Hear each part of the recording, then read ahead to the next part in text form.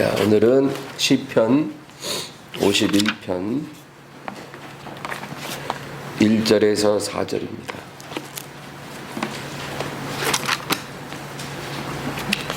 시편 51편 1절부터 4절까지 합독합니다. 하나님이여, 주의 인자를 따라 내게 은혜를 베푸시며 주의 많은 긍휼을 따라 내 죄악을 지워 주소서. 나의 죄악을 맑게 씻으시며 나의 죄를 깨끗이 제하소서. 무릇 나는 내 죄가를 아오니 내 죄가 항상 내 앞에 있나이다. 내가 주께만 범죄하여 주의 목전에 악을 행하였사오니 주께서 말씀하실 때 의로우시다 하고 주께서 심판하실 때 순전하시다 하리이다. 아멘.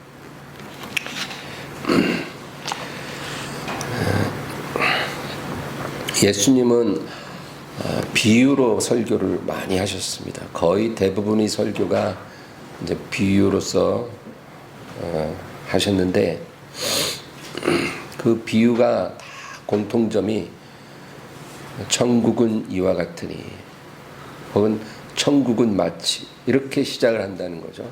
그러니까 모든 비유가 다 천국에 대한 비유예요. 근데 그 천국의 여러 가지 측면을 비유로서 말씀해 주셨어요. 그러니까 예수님의 설교의 대부분은 비유고, 그 비유는 전부 다 천국은 이와 같으니, 그렇게 된다는 거죠. 근데 왜 주님은 천국을 비유로서 설교하셨을까요? 이해를 쉽게 하기 위해 비유를 사용하시고 이해를 못하게 하기 위해 비유를 사용하셨다, 그렇게 말합니다. 그래서 하나님의 택함을 받은 사람은 천국을 이해할 수 있도록 하시려고 비유를 쓰신 거예요. 그래서 제자들에게는 항상 그 비유를 풀어주셨어요. 예, 이런 의미가 있다, 이렇게. 그러면 훨씬 이해가 쉬운 거죠. 그렇죠? 그러나 바리새인들은 그 설교를 듣고도 이해하지 못해요. 들었는데 아무 소용이 없는 거예요. 그래서 제자들에게는 이해를 시키기 위한 방법으로 비유를 쓰시고, 또 바리새인들에게는 들어도 깨닫지 못하게 하기 위해서 비유를 쓰셨다. 근데 그 비유들 중에서 제일 의미 있고 중요한 비유가 두 개가 있는 것 같아요. 이건 제 생각이에요. 어떤 비유가 더 중요한지는 우리가 함부로 말할 수 없지만 제가 볼 때 그렇습니다. 두 개의 비유가 제일 중요한데, 하나는 열처녀 비유예요. 천국은 마치 신랑을 맞으려고 등을 준비하는 열처녀와 같으니, 이제 그렇게 시작하는데, 보면은 등과 기름을 준비한 지혜로운 처녀 5, 또 기름 없이 등만 가진 어리석은 처녀 5, 이렇게 나오잖아요. 그러니까 이 열처녀는 하나님을 믿는 그런 사람들 얘기죠. 딱 절반으로 나누어지더라 이거예요. 지혜롭고 깨어있는 신부들 있고, 어리석은 잠들어 있는 그런 신부들이 있을 것이다. 그 다음 또 한 가지 비유는 씨 뿌리는 비유라고 저는 생각합니다. 이 너무너무 중요해요. 씨 뿌리는 비유는 천국은 이와 같으니, 씨를 뿌리려고 밭에 나간 농부와 같다. 그런데 그 비유가 우리에게 말하는 포인트는 뭐냐면, 하나님의 은혜는 동일하다는 거예요. 모든 사람에게 은혜는 동일하다. 그러나 그 씨를 받아들이는 땅이 다르기 때문에 결실도 다르다, 그 얘기를 하는 거죠. 그러니까 하나님의 은혜가 차별이 있는 게 아니고, 그것을 받아들이는 사람이 다르다는 거죠. 그래서 결실도 달라질 수밖에 없고 운명도 거기서 달라진다는 거예요. 이게 하나님이 말씀하시는 포인트입니다. 좋은 땅은 30배, 60배, 100배로 결실을 하는 땅이에요. 근데 이 좋은 땅이 원래부터 좋은 땅은 아니죠. 그렇죠? 여러분, 사람의 영혼과 땅은 아담 이후로 저주를 받았기 때문에 그냥 가만히 있으면 그냥 가시덩굴이 덮이고 잡초가 우거지게 돼 있는 거예요. 사람의 마음도 그렇고 땅도 그렇고. 그러니까 원래 좋은 땅은 없어요. 원래는 다 잡초 우거진 그런 땅이라는 거죠. 그러나 언제부터인가 이 땅이 갈아졌고 원래 있던 잡초와 잡목과 돌이 다 걷어지고 좋은 흙이 두텁게 쌓인 그런 땅으로 변해져 있었다라는 거죠. 씨가 뿌려질 그때에는 그 땅은 씨 뿌려지기에 너무너무 적합한 땅으로 준비가 되어 있었다는 거예요. 그래서 그 씨가 뿌려졌을 때 30배, 60배, 100배로 결실을 하게 된 거예요. 이렇게 땅이 잘 갈아지기 위해서 하나님이 쓰시는 방법은 어제나 오늘이나 영원토록 같은 방법이에요. 고난입니다. 고난을 통해서 하나님은 우리의 영혼을 좋은 땅으로 기경하시는 거예요. 다른 방법은 없어요. 고난을 통하지 않으면 그렇게 되어지는 법이 없어요. 고난당한 것이 내게 유익이라. 그 말씀은 옳은 말입니다. 그래서 이유 없는 고난은 없어요, 여러분. 하나님이 사랑하는 자에게 고난을 주실 때는 목적이 있고 이유가 있는 거예요. 그 뭐예요? 우리의 영혼을 기경하려는 거예요. 하나님의 말씀이 떨어지기 전에 하나님이 작업에 들어간 거예요. 그러고 나서 씨앗이 뿌려지면 30배, 60배, 100배로 결실하는 일이 일어나는 거죠. 세상에 공짜가 어디 있습니까? 누가 30배, 60배, 100배를 싫어하겠어요? 그러나 기경된 영혼만이 그런 결실을 맺을 수 있다는 거죠. 그래서 여러분, 하나님이 우리에게 고난으로 이끌어 가실 때 저항하지 말고 원망하지 말고 주님 손잡고 끝까지 가기를 바랍니다. 그런데 가시밭은 어때요? 가시밭은 뭐 가시가 쫙 덮여 있고 잡초 우거져 있어요. 그래서 이런 걸로 인해 하나님의 씨가 뿌려졌을 때 결실에 이르지 못한다는 거죠. 싹은 틔워요. 그런데 자라다가 끝나요. 결실에 이르지 못해. 그게 바로 가시밭이라는 거죠. 돌밭은 겉으로는 흙이 쫙 있어 보이지만 좋은 땅하고 비슷한 땅 같아요. 그런데 흙을 싹싹싹 하면 바울 밑에 돌짝밭이에요. 그러니까 겉으로는 좋아 보여도 사실은 돌짝밭과 같은 그런 영혼. 그러면 여러분, 씨가 뿌려져 봐야 소용이 없는 게 해가 나면 다 타버린다. 말라버린다. 그래서 뿌리가 안 내려가요. 그런 땅도 있더라. 그래서 사람의 마음이 이렇게 다 다양하고, 그래서 하나님 앞에 결실하는 영혼도 다 천차만별일 수밖에 없다라는 거죠. 그리고 이 비유가 너무 중요한 비유예요. 나는 어디에 속했는가.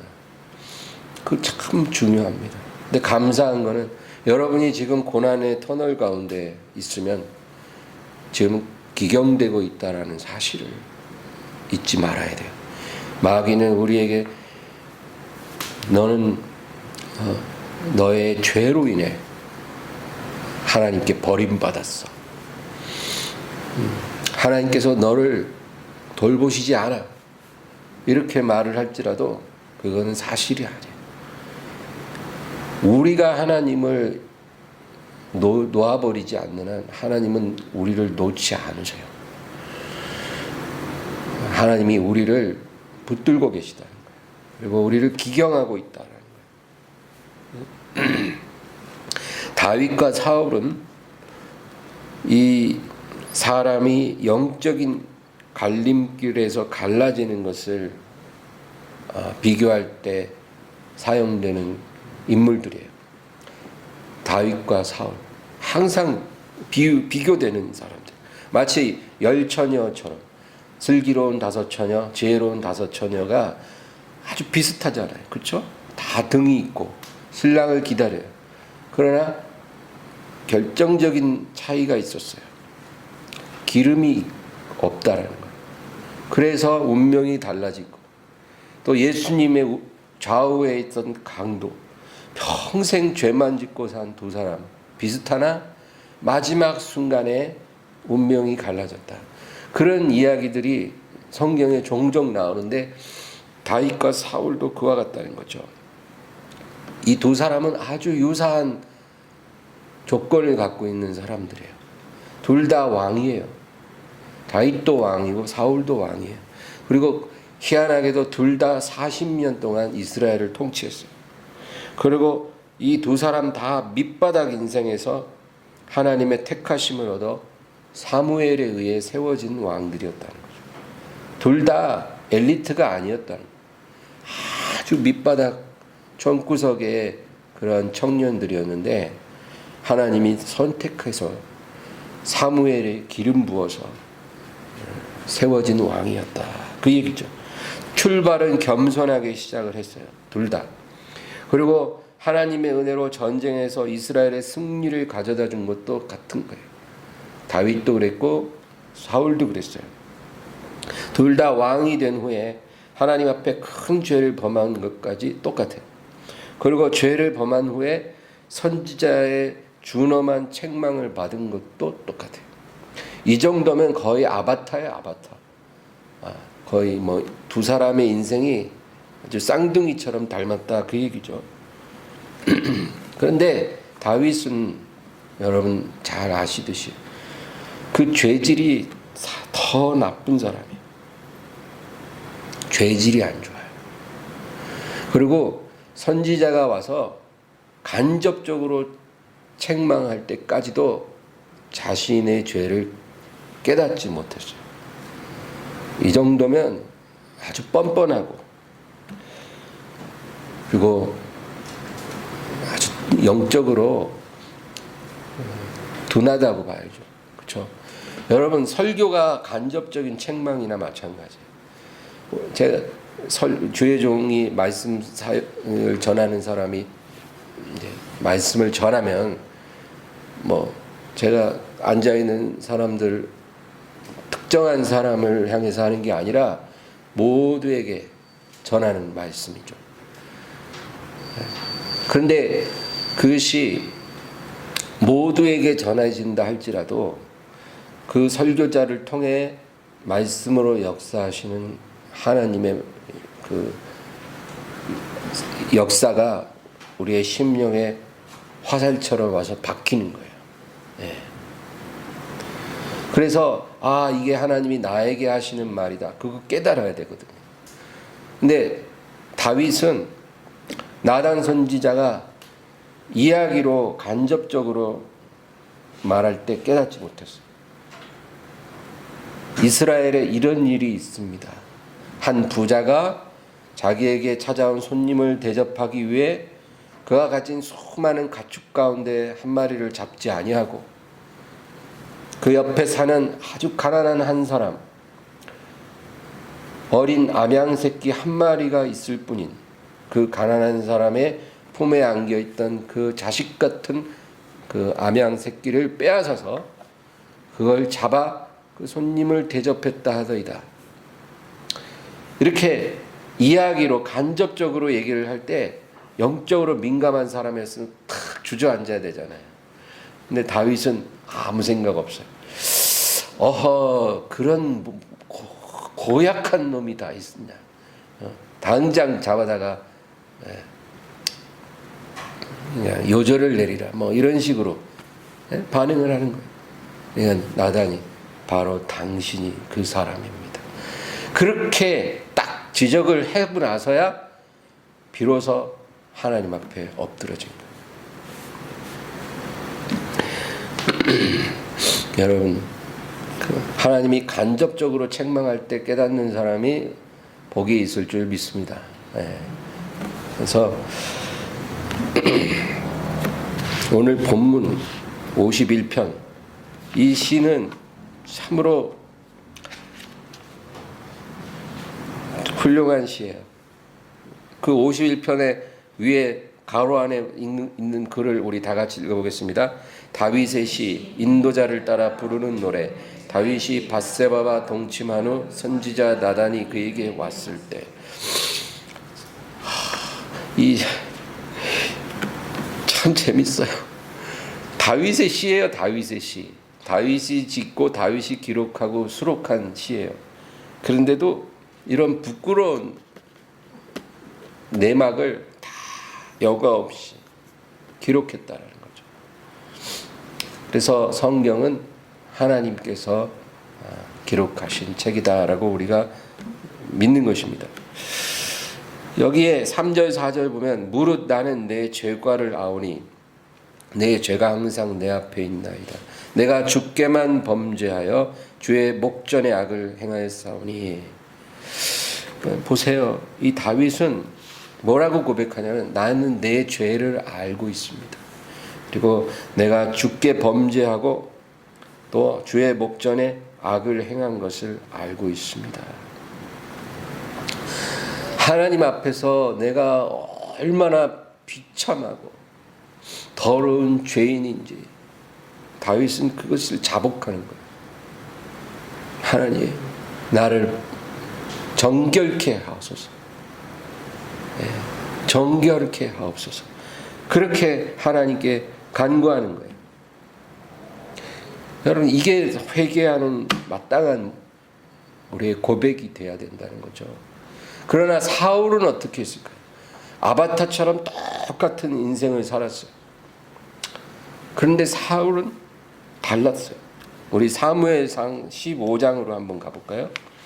사무엘상 15장 24절부터 15장 24절부터 31절까지 24절에서 31절까지 다 같이 읽습니다. 사울이 사무엘에게 이르되 내가 범죄하였나이다. 내가 여호와의 명령과 당신의 말씀을 어긴 것은 내가 백성을 두려워하여 그들의 말을 청종하였음이니이다.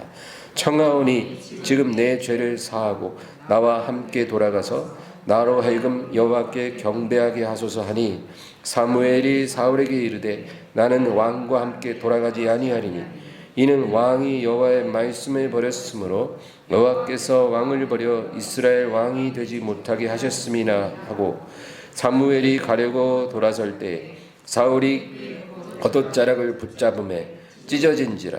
사무엘이 그에게 이르되 여호와께서 오늘 이스라엘 나라를 왕에게서 떼어 왕보다 나은 왕의 이웃에게 주셨나이다. 이스라엘의 지존자는 거짓이나 변개함이 없으시니 그는 사람이 아니시므로 결코 변개하지 않으심이니이다 하니 사울이 이르되 내가 범죄하였을지라도 이제 청하옵나니 내 백성의 장로들 앞과 이스라엘 앞에서 나를 높이사 나와 함께 돌아가서 내가 당신의 하나님 여호와께 경배하게 하소서 하더라. 이에 사무엘이 돌이켜 사울을 따라가매 사울이 여호와께 경배하니라. 자, 이 구절이 사울의 회개하는 장면이에요. 근데 이 사울의 회개는 뭐가 문제냐면 25절에 보면 청하오니 지금 내 죄를 사하고 나와 함께 돌아가서 나로 하여금 여호와께 경배하게 하소서. 여러분, 회개의 본질은 깨어진 심령이에요. 애통한 마음이에요. 이게 없이는 하나님께서 그 회개를 연락하지 않아요. 그런데 이 사울은 뭐라 그래요? 그냥 이런 깨어진 마음이 전혀 없어요. 얼른 나와 같이 가서 제사를 드리십시다. 그러고는 아주 그냥 이게 회개가 아니라 그냥 I'm sorry예요. I'm sorry. 네. 하나님 앞에 엎드려 내 죄를 자복하고 회개합니다. 이게 아니라 선지자 보고 지금 내 죄 빨리 사해 주시고 우리 나랑 같이 빨리 제사 드리러 가십시다. 백성들이 지금 다 전쟁에서 승리해서 기분 좋아서 지금 기다리고 있는데 우리가 빨리 가야 합니다. 이런 거예요. 회개를 하라 그랬는데 지금 선지자한테 사과하고 끝내는 거예요. 여러분, 이게 하나님이 받아줄 수 있는 회개일까요? 이런 식으로 해서 회개가 안 되는 거예요. 캐톨릭이 여러 가지 문제가 많으나 그 중에 하나가 바로 이런 부분이에요. 회개의 본질을 잃어버렸어요. 사제 옆에 가갖고 내가 이런 죄를 지었습니다. 사제를 통해서 용서받고 싶은 거예요. 뭐 그냥 애통하는 그 부르짖음이나 눈물로 침상을 적시고 그냥 밤에도 내 손을 들고 거두지 아니하였도다. 이런 고백이 나오는 회개가 아니고 그냥 사제 앞에 가갖고 내가 이런 죄를 지었어요. 이런 잘못을 했어요. 어떻게 용서되겠죠? 감사합니다. 안녕히 계세요. 이런 식이에요. 하나님이 받으시는 회개가 아니라는 거죠. 누가 고해성사 이런 거를 하라고 했습니까? 모든 영혼은 하나님 앞에 1대1로 나아가는 거예요. 30절 보세요. 밑에 사울이 이르되 내가 범죄하였을지라도 이제 청하옵나니 내 백성의 장로들 앞과 이스라엘 앞에서 나를 높이사 나와 함께 돌아가서 내가 당신의 하나님 여호와께 경배하게 하소서. 나는 뭐 범죄하였을지라도 이제 원하옵나니 백성들 앞에서 나를 높여주옵소서. 이게 회개하는 마음이 아니에요. 회개하려면 깨어진 마음으로 엎드려서 예레미야 애가서에 말씀한 것처럼 너의 입을 티끌에 댈지어다. 수치와 수욕으로 배불릴지어다. 이런 자세로 회개해야 하는 건데 나를 높여달라는 거예요. 지금 이 사울의 문제는 뭐냐면은 다윗하고 결정적인 차이가 뭐냐면은 다윗은 범죄했을 때 내가 하나님 앞에 범죄하였사옵니다. 내가 하나님께 거역한 죄를 내가 아나이다. 나를 용서하시고 나를 정결케 하옵소서. 나를 떠나지 마옵소서. 이 하나님 앞에 다윗은 엎드려서 하나님을 바라봤어요. 그리고 그 하나님 앞에서 내가 얼마나 비참한 죄인인가를 그는 철저히 고백하고 부르짖었어요. 근데 사울은 하나님은 보이지도 않아. 선지자한테 그냥 내가 잘못은 했지만 지금은 빨리 가서 백성들 앞에서 왕의 위신도 세워야 되고 제사를 지내서 모양새가 좋게 잘 마무리를 지어야 되지 않습니까? 그러니까 얼른 나랑 같이 가십시다. 그 사무엘이 가지 않을 것입니다. 옷을 잡으니까 옷이 쭉 찢어졌어요. 이 옷이 찢어짐 같이 하나님이 당신의 나라를 찢어버릴 것입니다. 그런데 결국은 따라갔어요. 왜? 아각이라는 아말렉 왕을 죽여버리기 위해. 하나님이 죽이라 그랬는데 사울이 살려줬거든요. 왜 살려준지 아세요? 살려줘야 아각이 가진 재산을 자기한테 몸값으로 받을 수 있으니까. 죽여버리면 뭐 아무것도 안 되거든요. 근데 왕을 살리는 대가로 몸값을 받는 거예요. 소말리아 해적이 우리 한국 선원을 납치했을 때 몸값하고 바꾸듯이. 그러니까 이런 불순한 마음으로 하나님이 죽이라고 한 왕을 안 죽인 거예요. 그러니까 사무엘이 따라가서 아각을 불러오라 그랬 단칼에 죽여버린. 그리고 사무엘이 사울을 죽는 날까지 다시는 보지 않았고 사울을 위하여 슬퍼하였더라. 하나님이 네가 언제까지 슬퍼하려느냐? 너는 뿔에 기름을 채워서 내가 너를 보내는 곳에 가서 사울 대신 왕이 될 자에게 기름을 부으라. 그래서 베들레헴에 가서 다윗을 만난 거예요. 여러분, 죄만 보면 오히려 다윗이 더 파렴치하고 악질적이에요. 그렇죠? 남의 아내를 빼앗아서 더럽히고, 임신하니까 그거를 감추게 그 남편을 죽여버려.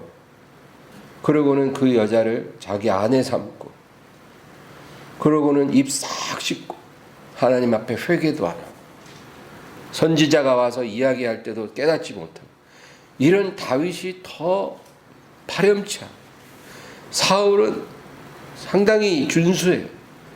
아말렉을 진멸하라고 했는데 반만 죽이고 반은 살린 거예요. 그러고는 하나님 앞에 드릴 제물을 위해서 남겼나이다. 차라리 다윗보다 그래도 좀 덜한 것 같아요. 그러나 어떤 죄를 지었느냐가 중요한 게 아니라 그 죄 앞에서 우리가 하나님 앞에 어떤 자세로 회개하느냐가 우리의 운명을 결정한다는 사실입니다. 사울은 하나님의 진노에 관심이 없었어요. 내가 범죄했을 때 하나님이 진노하신다는 것, 그거에 관심이 없어요. 지금 자기가 영적으로 얼마나 위험한 상태에 있는지 그거를 사울은 전혀 알지 못하고 오직 사람들에게 내가 어떻게 보여질까, 이게 관심사였어요. 이래서 사울이 망한 거예요. 하나님만 봐야 되는데, 그리고 그 앞에서 비참한 죄인된 나를 보고 깨어져야 되는데 그게 아니라 사람을 보는 거예요. 사람들이 나를 어떻게 볼까, 사람들이 나를 어떻게 말할까, 사람들이 나를 칭찬할지 비난할지, 그런 게 관심이에요. 이런 마음을 갖고 있기 때문에 회개가 안 되는 거예요. 교회 나올 때는 하나님만 봐야 되거든요. 그 앞에 너무나 더러운 죄인인 나의 모습을 보고 엎드려 회개하는 곳이 우리의 가야 할 길이거든요. 그게 안 되고 사람들만 생각하는 마음, 이런 사람은 결코 참된 회개에 이를 수가 없어요. 교회 100번을 나와도 변화가 안 돼요. 은혜도 못 받죠, 당연히. 늘 사람이 마음속에 걸리니까 하나님의 은혜에 이르지 못해요. 그러니까 은혜도 안 되니까 자꾸 하나님과 더 멀어지고 악순환인 거예요. 그러나 다윗은 바로 하나님 앞에 엎드렸잖아요. 이게 결정적인 차이였다. 우리 시편 51편 다시 돌아가서 10절과 11절, 51편 10절과 11절을 읽겠습니다. 하나님이여 내 속에 정한 마음을 창조하시고 내 안에 정직한 영을 새롭게 하소서. 나를 주 앞에서 쫓아내지 마시며 주의 성령을 내게서 거두지 마소서. 아멘. 다윗이 회개하는 거 보세요. 정한 마음 주시고 정직한 영을 새롭게 하옵소서. 다윗이 하나님 앞에 행한 어떤 악한 행위 이전에 자기 마음의 부패함을 고쳐달라고 하나님 앞에 간구하는 거예요. 이게 바로 여러분 상한 심령이에요. 네. 하나님, 오늘 제가 어제 남편하고 싸웠어요. 제가 아내하고 싸웠어요. 제가 부모님한테 내가 화를 냈어요. 내가 직장에서 내가 싸웠어요. 우리가 회개할 때 우리가 어떤 잘못된 행위만 얘기하고 그거 하나님 제가 참 실수한 것 같은데 용서해 주세요. 다시는 안 그렇게. 이렇게 회개하는 것은 진정한 온전한 회개가 아니에요. 우리가 하나님 앞에 회개할 때는 상한 마음을 갖고 있어요. 그래서 내가 저지른 행동이 아니라 하나님, 제가 내 이웃과 다툼을 했는데 내 안에 있는 이 악함을, 이 좁은 마음, 그리고 못된 마음, 이 마음을 고쳐주세요. 내 안에 참으로 주님 전혀 닮지 못한 이 완악한 저의 고집, 나의 못된 어떤 성품, 이런 거 하나님 만져주시고 고쳐주시고 제해주세요. 이거 깨뜨려주세요. 우리가 이렇게 우리의 중심을 하나님 앞에 내어놓는 회개를 해야 이게 바로 상한 심령의 회개예요. 다윗이 바로 그랬다는 거예요. 하나님, 남의 아내를 뺏었습니다. 뭐 남의 남편을 죽였습니다. 이런 식으로 회개한 게 아니라, 그건 뭐 하나님이 너무나 잘 알고 있는 행동이지만, 다윗의 회개는 나에게 정한 마음을 주시고 정직한 영을 새롭게 하시고 나를 주 앞에서 쫓아내지 마시고 주의 성령을 내게서 거두지 마옵소서. 16절 17절을 또 읽겠습니다. 주께서는 제사를 기뻐하지 아니하시나니 그렇지 아니하면 내가 드렸을 것이라. 주는 번제를 기뻐하지 아니하시나이다. 하나님께서 구하시는 제사는 상한 심령이라. 하나님이여 상하고 통회하는 마음을 주께서 멸시하지 아니하시리이다. 보세요. 사울과 얼마나 대조돼요. 사울은 내가 잘못했으니까 빨리 용서해 주시고 빨리 가서 제사 드리십시다. 우리 제사. 지금 하나님 마음이 굉장히 진노하고 있는데 100번을 제사한들 뭔 소용이래요. 근데 다윗은 뭐라 그래요? 주께서는 제사를 기뻐하지 아니하시나니 그렇지 않았으면 내가 1000번이라도 드렸을 것이다. 주는 번제를 기뻐하지 아니하시나이다. 하나님이 구하시는 제사는 상한 심령이라. 하나님이여 상하고 통회하는 마음을 주께서 멸시하지 아니하시리이다. 여러분, 다윗은 하나님이 기뻐하는 것이 무엇인지, 하나님이 무엇을 원하시는지 정확히 알고 있고, 그래서 그것을 하나님께 드렸어요. 그래서 다윗이 회복된 거예요. 다윗이 하나님의 은총에서 버려지지 않은 거예요. 그 파렴치 않은 죄를 범했음에도 불구하고. 죄를 짓지 않는 것도 중요하나 회개가 훨씬 더 중요합니다. 왜냐하면 우리 구원은 행위로 받는 것이 아니기 때문에. 우리가 죄를 짓지 않아서 구원받은 게 아니고 우리가 예수님의 속죄의 제사를 믿고 회개함으로 구원받았기 때문에 회개가 중요해요. 거기에 우리 구원이 결정난 거예요. 여러분, 그래서 매일 아침 저녁 참된 회개의 제사로 하나님 앞에 나아가기 바랍니다. 매일 아침 저녁 회개해야 돼요. 겸손하다, 교만하다 그런 말을 많이 우리가 사용하는데 우리 하나님의 자녀들은 항상 영적으로 겸손하다, 교만하다 그렇게 표현을 하지 않아요? 그 영적으로 겸손하다, 교만하다 이 말은 영이신 하나님 앞에서 내가 겸손한가, 교만한가, 그것이 중요하다 그 얘기죠.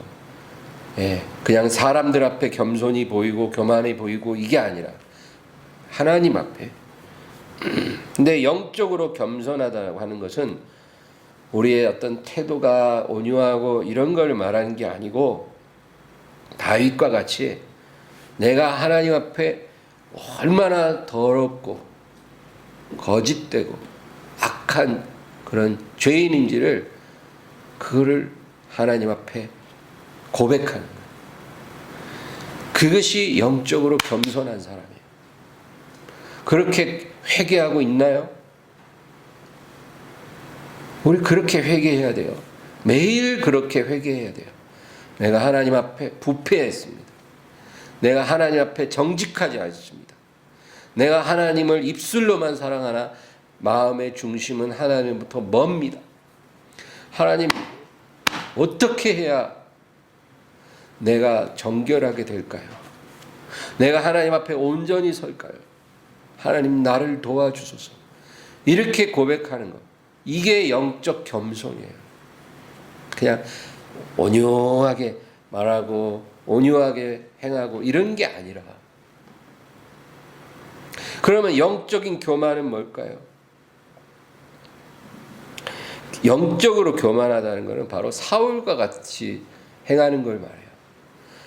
어떤 내가 죄를 범했는데 하나님 앞에 나아가는 게 아니라 그냥 항상 사람에 대해서 신경 쓰는 모습. 사람들이 나에게 뭐라고 말하는지, 사람들이 나를 어떻게 생각하는지, 그게 그냥 늘 관심이에요. 그래서 누가 나를 좀 무시했다 그런 느낌이 들면 그냥 바로 다운돼요. 그리고 사람들에게 내가 좀 인정받고 사랑받는다 그런 느낌이 들면 바로 기분 업되고 올라갔다 내려갔다 올라갔다 내려갔다. 여러분, 이게 바로 영적 교만이에요.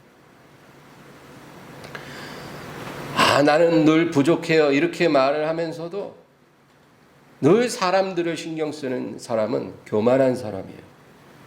회개해야 됩니다. 여러분, 겸손한 사람은 사람들이 나를 어떻게 생각하는지 신경도 안 써요. 내가 지금 너무 심각하니까 남이 나를 어떻게 보는지, 또 내가 남을 어떻게 보는지 그런 건 중요하지 않아요. 관심도 없어요. 그리고 볼 겨를이 없어요. 내가 하나님 앞에 엄청난 죄인인데 늘 그게 중요한 거예요. 겸손한 사람. 교만한 사람은 사람들의 눈을 신경 쓰고 사람들의 평가, 이런 사울의 모습이 바로 교만한 사람의 모습입니다. 하나님 앞에 나와 여러 가지 일을 한다고 교만한 것도 아니고, 뒤에 앉아 고개 숙이고 있다고 겸손한 것도 아니라, 우리 눈과 마음이 하나님을 향하는 사람은 겸손한 사람이요, 내 눈과 마음이 사람에게 향하면 그게 바로 교만한 사람이라고 하나님께서는 말씀하는 것입니다. 이런 사울의 길을 가지 말고 여러분 다윗의 길로만 행하기를 주의 이름으로 축원합니다. 오늘 말씀을 생각하면서 우리 간절히 기도하겠습니다. 주여 감사합니다.